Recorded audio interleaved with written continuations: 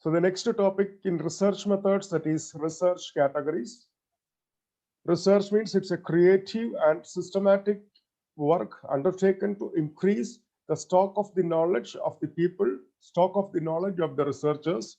So we generally make research in two different ways, that is to explain something or to design something. Explain means the existing idea that we are going to explain to the more so as to make a conclusion. Second one is with the help of information system or information technology, we are designing a solution for the given problem. And there are mainly many kinds. There are mainly four types of research. Exploratory research. In exploratory research we are constructing the sorry, we are developing the propositions, and we are developing the hypothesis and propositions, and these propositions and hypotheses we are going to make it for further inquiry. Examples like the different ways of making information system effective. Second one is descriptive research. In that we are going to describe something, that is describe the incidents or a relevance of a phenomenon like CIO or information technology managers attitude. Third one is explanatory research. In these kinds of research, we are going to explain about a content to trace operational links over time, like examples, impact of IS or IS to business operations. Fourth one is design research, to design a systems actions in an organization. So here in this case, we are going to make some information technology systems in the form of information systems or information technology. And then comes the research paradigms. We are having mainly two kinds of research paradigms. One is positivism and second one is constructivism. In positivism, that means the idea is already existing there, just we want to make it into an elaborative way. Constructivism means there will not be any kinds of ideas are existing. We need to construct, we need to generate, we need to design it by ourselves.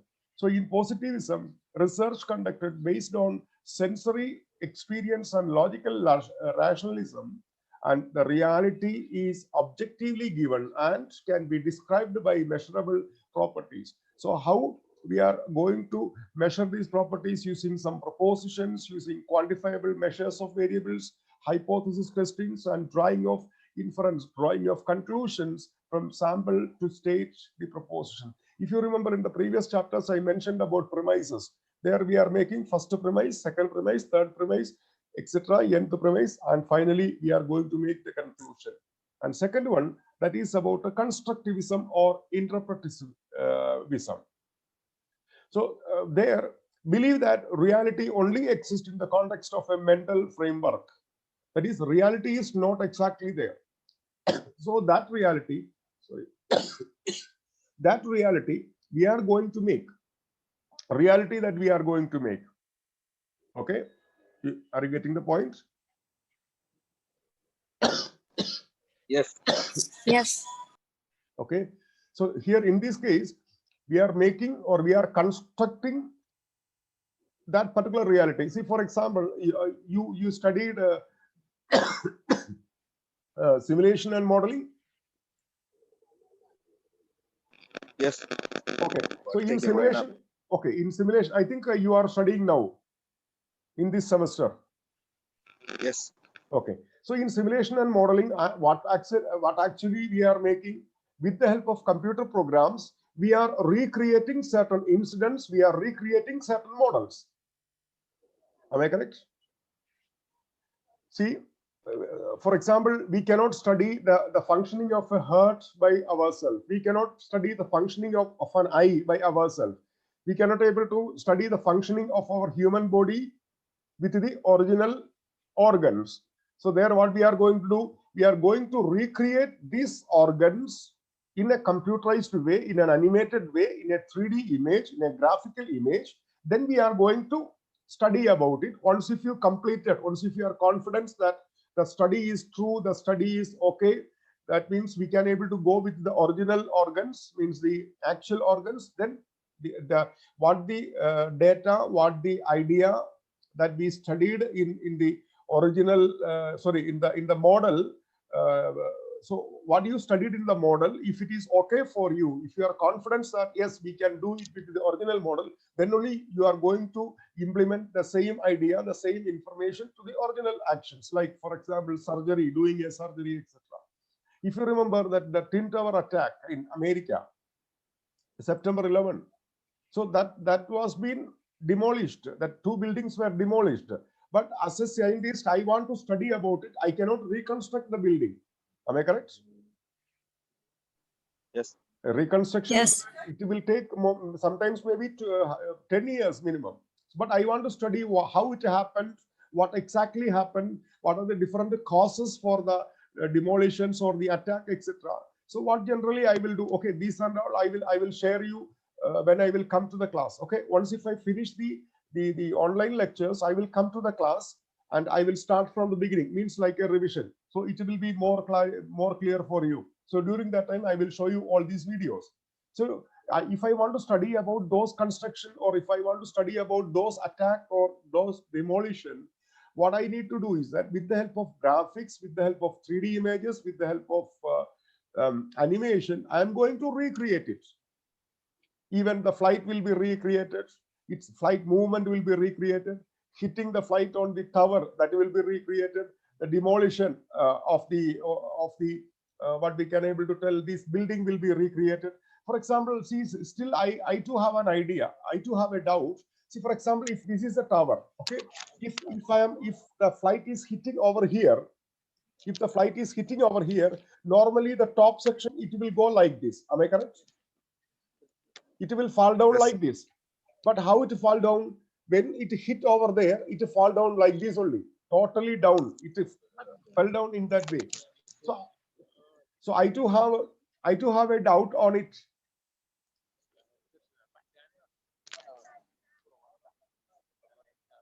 Hello, can you hear? Yes, we can. Okay. One thing I want to tell, that I am running out of time. I have just 9 minutes remaining. That does not mean that I finish the class. Once if the time is over, immediately I will restart. Okay, don't go away. Okay. Okay. It is showing that your remaining meeting time is 9 minutes 20 seconds. So once if you finish, I will continue. Once if you finish, that means automatically you will be exit from the Zoom meeting. But I will restart it immediately. I will restart it. So regarding that, in constructivism, what we are going to do, believing the reality that only exists in the context of a mental framework. That means with the help of our mental ability, we are going to reconstruct and think about it, such as like language, for example, consciousness or shared meaning, etc. And then comes interpretive research. So in the interpretation means what? Normal, in other words, we can tell about communication. So in the interpretive studies, assume that people create and associate their own subjective and intersubjective meaning as they interact with the world around them. So it's a kind of interpretation, it's a kind of communication, it's a kind of contact, etc. So because of this, these interpretive researchers attempt to understand a phenomena through accessing or assessing the meaning participants assign to them. So in the interpretive research, people create and associate their own subjective and non-subjective meaning. So it's a kind of interpretation. Okay.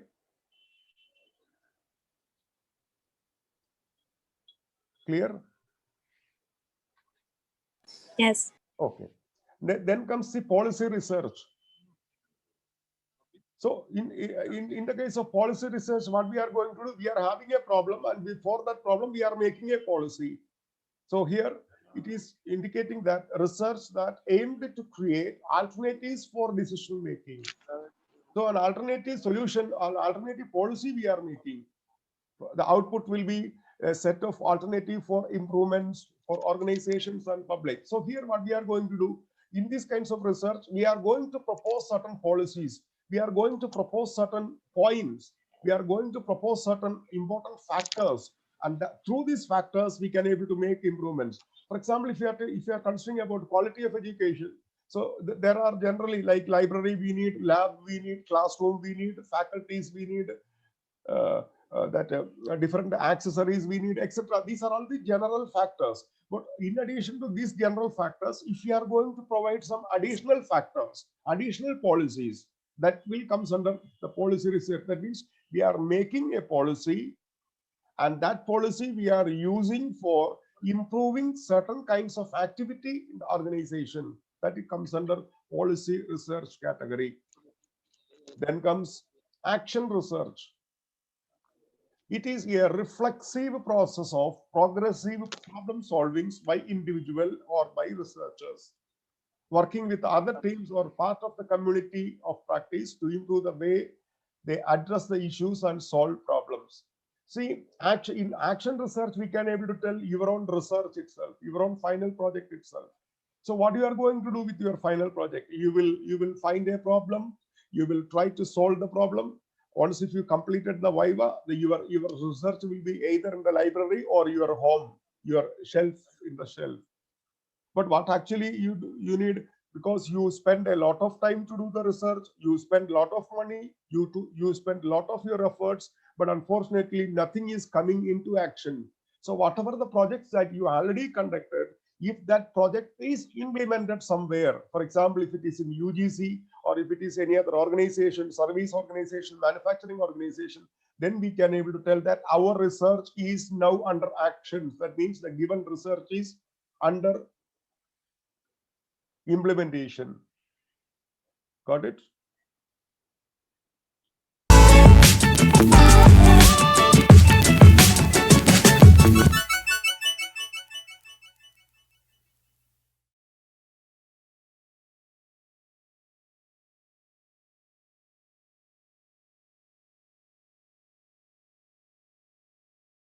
So in action research, we are, as I told you, that we are making the reflexive process of progressive problem solving. So what are the steps? See here, the steps are: first, diagnosing. That is what? Identifying or defining a problem. Second, action planning. What is to be done? Considering the alternative courses of action. Third one is taking action. Select a course of action. Evaluating, studying the consequences of the action. And specify learning, identifying general findings. So here what it indicates. So we are diagnosing. That means we are identifying a problem. Once if you are identifying the problem, the next step is what are the possible solutions we can able to make. That will be the second, action planning. So from the possible solutions, we are going to select the best possible solution, and then we will implement that solution. And when we implement the solutions, we will take the outputs, we will take the data, and if it is okay, we will continue. Otherwise, what we will do, we will again continue this until we get the desired result. So diagnosing, action planning, taking action, evaluating, and specifying the learning. Okay, clear? Yes. Okay. So there are mainly two categories of research methods. Okay, if I am asking you your age, surely you will tell your age. Yes or no? Yes. At the same time, if I am asking you how much or what is your character, how you can able to measure your character? We can measure our weight, height, age, etc., etc. But we cannot able to measure our character. Am I correct? Yes.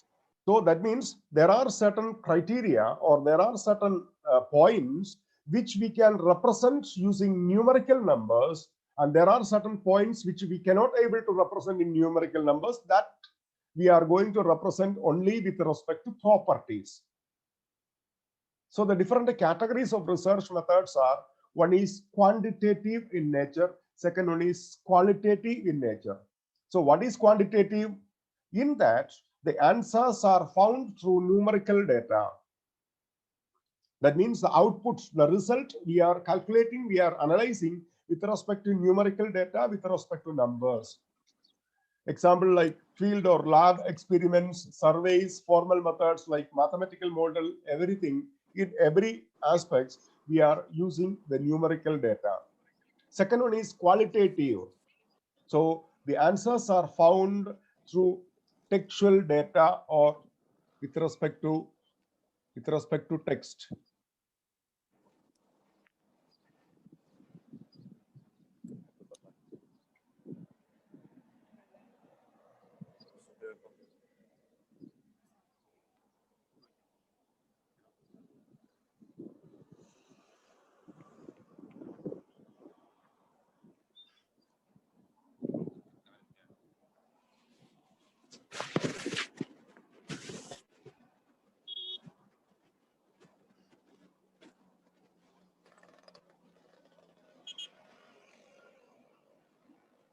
So how many of them are sitting in the cafeteria? Because I can able to hear the voice of the vehicle.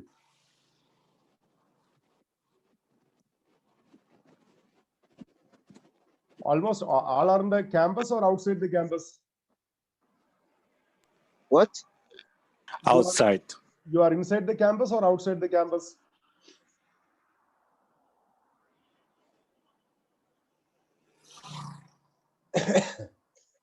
Okay, forget about it. So the different categories of research method, we are quantitative, and quantitative means answers or answering through output through numerical data, and qualitative answering through textual data or text, like action research, case studies, grounded theory, ethnography, like scientific description of individual human societies, etc. So these are all some of the examples. So in short, we can able to tell in quantitative data, we are using numbers. In quantitative data, we are using the properties. Like, for example, the feedback about my teaching. You cannot able to tell that it is 5 or 4 or 3 like that. You can tell that if it is poor, if it is average, if it is good, if it is very good, or if it is excellent. So that is the properties.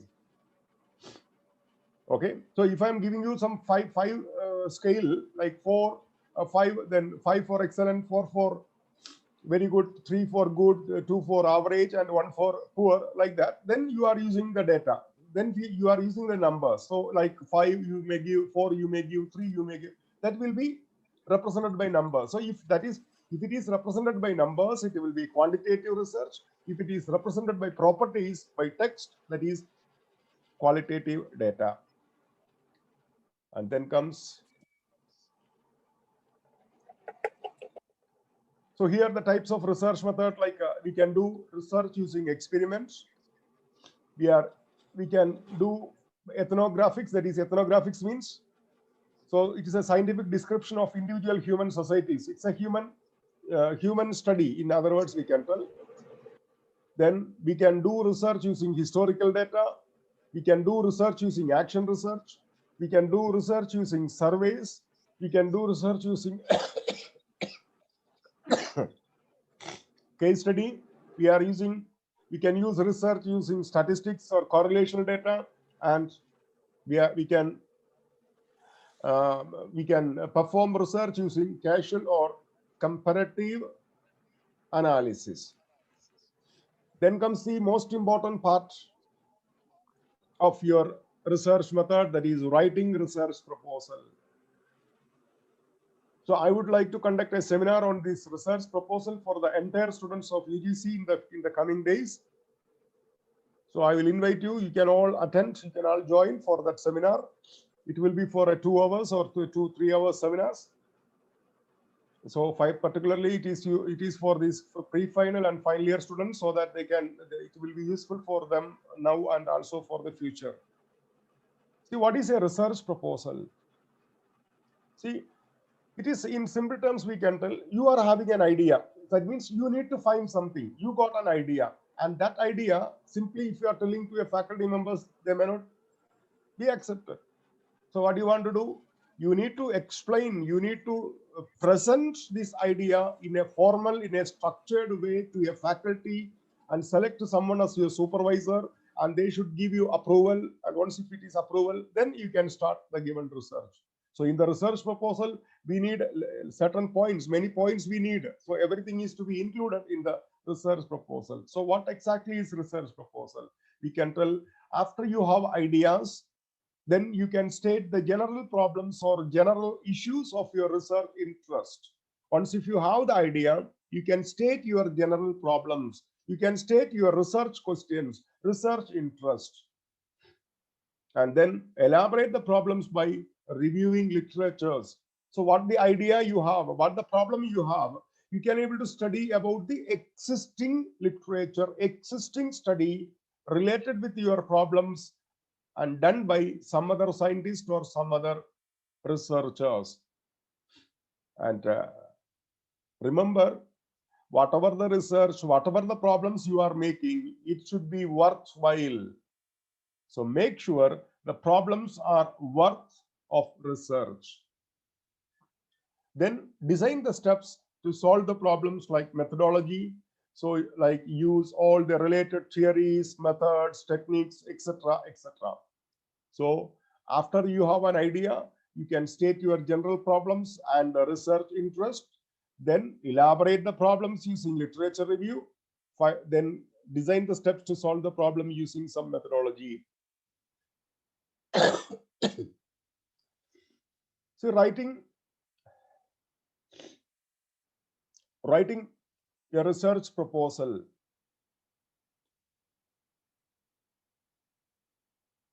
Before writing the research proposal, try to review the proposals which is already done by some other scientists or researchers before you start beginning to write. Sometimes what will happen, it is not easy for us to find an example. Sometimes your research may not be, or your research interest may not be done by someone else. So that's the first step. Review other proposal before you begin to write. It is not easy to find examples. So why they are asking, or why as a scientist or as a researcher, I am requesting, I am just recommending you to review other proposal, because you will get an idea about the other proposals for writing your own proposal. Second one, take a lesson learned from others' strength and weakness. So when you are going through others' proposal, you are going to get the idea. You are going to get the idea of what they had done and what are their strength and weakness. Okay, just let me give you an example. Can you see this paper? Can you see this paper? Yes. Okay, just can you see now? Something is written in green. Yes. Okay, some words are underlined and all. That means this is a paper that is related with evaluate student satisfaction of student information system. Student satisfaction in student information system utilizing technology acceptance model, or TAM. So this is a research. So one of the research which I am doing. So what I had done, I downloaded one research from the internet. But you know what happened when I downloaded, when I had gone through, I could able to find lots and lots of mistakes. You got it?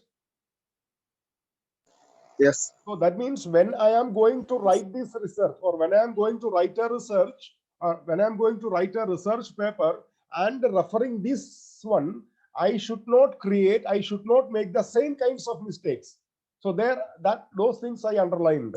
So what I'm going to do, I am going to read these, I'm going to get an idea, and that idea I will try to write it in my own sentence or in my own words. So that is the first step. Review other proposal before you begin to write. Get an idea about how other write their proposal. Take the lesson learned from other strength and weakness. Some writings are not easy to read, so do not repeat the mistake. See, some writings are not easy to read. Why? Because they may have used complex sentences. They may have wrongly interpreted the idea, they wrongly used the idea. So automatically it will not be clear for us. It will not be understandable to us. So don't do the same mistake again. Second, begin writing with the sections you know the best. See here, sections that indicates in this case, the first part, that is this part that is nothing but the abstract. This is nothing but the abstract. Then they wrote the introduction. So what do you want to do? you can, okay, in your case, you can do like it, like paragraph by paragraph. No need to write it completely in a single day. Okay. So begin writing with the sections you know the best. It's human if the way you think it is not linear. See, for example, whenever I am going to write, a research paper. I'm not going to write it in a single stretch. Why? Because whenever I'm writing, sometimes I may get a call or I may lose the idea, means I may forget the continuation of the idea. So I will stop it over there. Maybe after 1 month, then only I will continue. Why? Because till that time, I may not get the continuation. Sometimes it may be on the same day or the next day, I will finish everything. So what you want to do, you need to write it section by section. It is human if the way you think it is not clear. Write first whatever comes up in your mind. See, whatever comes up in your mind, you need to write. If you can able to see, just see. I can able to just give you an example. It's a small paper. You got it? So this paper always, I carry in my diary, with my diary. Like this, many bundles are there. I can able to show you many bundles I have. So can you see it is written? It is written in my language. Got it? So not a single page. You can able to see one, then 2, then 3, like that. You can able to see like 4, like see here, like till the end. Till the end.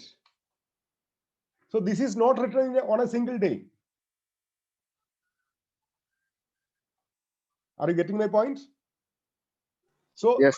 this much information I wrote in many different days. So whatever the idea comes in my mind, simply I am noting down like an outline. And later, whenever I am going to write my research, these ideas I will combine together to make the complete sentence or to make the original sentence. Okay. So it is human if the way you think it is not linear.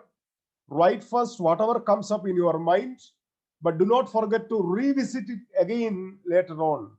So that means once if you wrote this section, that does not mean that you finished it. No, you need to come back again and again to read it again, to make modification, to make changes, or to make alterations. You can jump from one part to another part of your writing if you feel comfortable. That means if you think that the section you done is okay, fine, then you can go for the another one, no issues. Then rewrite your proposal into section. Rearrange your writing into a certain structure. Do not hesitate to move paragraph around. Make sure you cover all parts of a proposal in that structure. So you can rewrite. See, once if you completed a proposal, that does not mean that you finished it perfectly. No, there will not be any perfection at all. Whenever you are going through it for the second time, you may get a different idea or you may get a different solution. So that also you can able to include. Okay, you need to repeatedly, you need to go through, you need to review your research proposal. Then comes print each draft on a different version. So since you may not have a printer, you can do one thing, we can do it by handwritten. So you made one draft, okay, you kept it aside. You made a second draft, you kept it aside. Then later stages, you can go through it and you can compare between the difference between draft number 1, draft number 2, draft number 3, draft number 4, etc. So once if you feel exhausted, that means, oh, I'm fed up with it, then you can go for the print version. Then if you are facing that, or if you are thinking that I cannot able to review it by myself, you can give to someone. Like for example, like the faculty, you can give, sir, you can tell, sir, I already having a research idea, I made a proposal, please go through it and give your suggestion. Surely we will help you. So what you can able to do, find sometimes to go over what you have written. So this is by self. Either you can do it by yourself. Find sometimes to go over what you have written, or you can give to someone for review.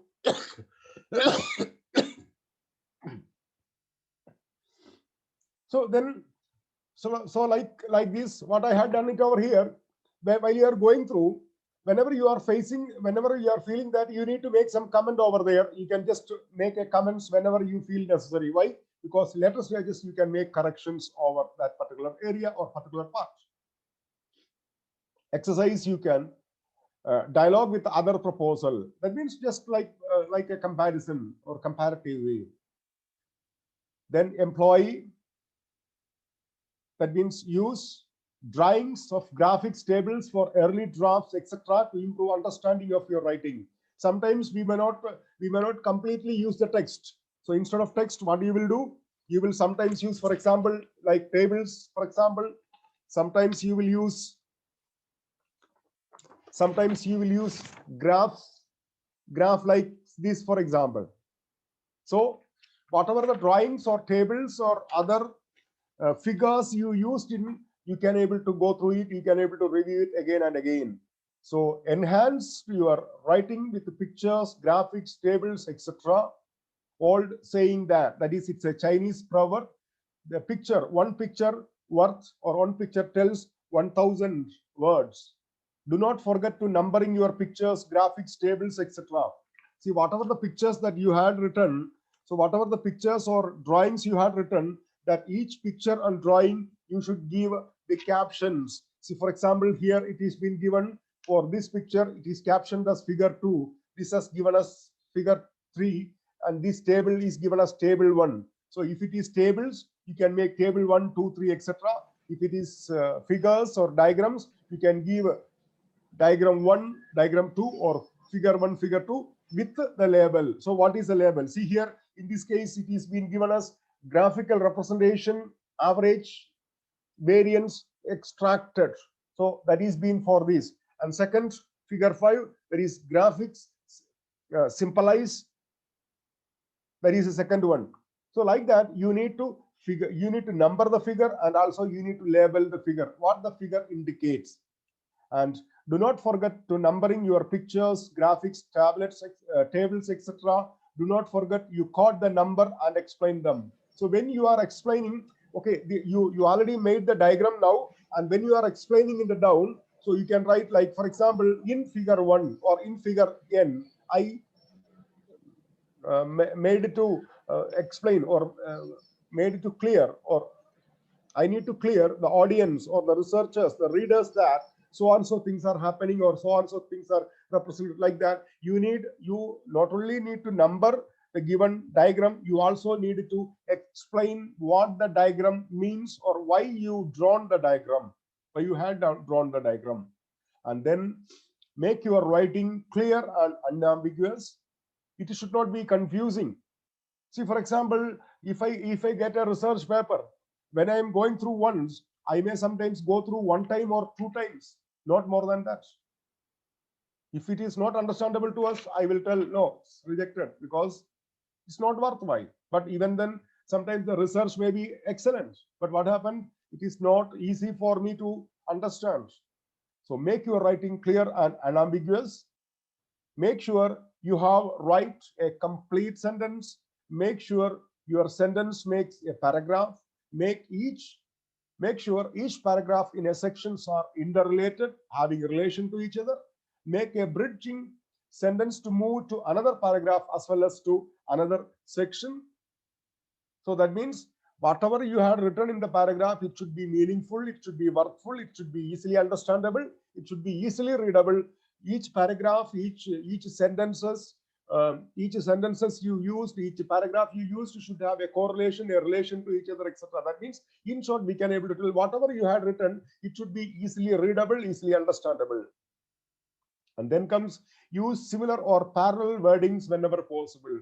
Don't try to use different words for the same idea. So be consistent in choosing words. Explain the difficult words. See, explain the difficult words in my PowerPoint presentation itself. Sometimes when I'm using some difficult words, I will use a star symbol, and under that, at the end of the text, I used to explain with the what is that star, what is that word indicates, like that. So that means whenever you are using a complex word, whenever you are using a difficult word, you need to explain the meaning of that word so that the reviewer can easily understand. They all the time they will not use the dictionary. Nobody is ready to spend more time on the research proposal or research review. They will use very limited time. So in this limited time, if they are not ready or if they are not happy with your proposal, it will be rejected easily. And make sure you understand the word you choose, because in the later stages you yourself want to present it. During that time the word meaning should be understandable, knowable to you. And then finally, use table of contents to help you focus on your draft. Table of contents, it should be at the starting index. Start writing a table of content according to the structure of your document, like abstract, introduction, literature review, findings, etc., like that. Methodology, findings, conclusions, reference, etc. You should make. I don't have an example, otherwise I should have shown you. Like an index, you got to know in the starting of the page, index will be there. That means introduction, page number 10, like that. The index you need to make it. Make sure you balance the content of each section. Balance in the sense everything should be worthwhile, and don't hesitate to rearrange the proposal after writing a table of contents. So in the okay, you are writing something, so sometimes it may not be in an order. So according to that table of contents, according to the page numbers you mentioned over there, you need to rearrange the text inside your proposal. And before you submit the proposal, make sure that you read it again and again. So if you do not understand what you write, how do you expect others to understand it? That was my question. If you yourself aren't able to understand what you had written, like sometimes like your exam answer papers. So you have written something, but as a correcting person, I may not know that what you have written. So it should not happen. So what you have written, you should have a complete idea about it. And it's suggested you ask others to read it before you submit to your advisor, to your supervisor. So try to ask your friends, please, can you, if you don't mind, can you read it? Can you find, or can you give me suggestions, or can you find any kinds of mistakes or anything in it, so that I can able to make the modifications. So like that, you can able to ask the help from your people also. So that's all this chapter. And we have, I think, 2 more chapters. Once if I finish those 2 chapters, then I will come to the class for revision, and also I will announce you the examinations. Okay. Okay. Okay. So I will announce you the examination. Don't at that time, don't tell that you informed us very late like that. No. So it will be sometimes something like something like a surprise exams. It may conduct at any time. It may happen at any time. So be prepared for that. Okay. Okay. Okay.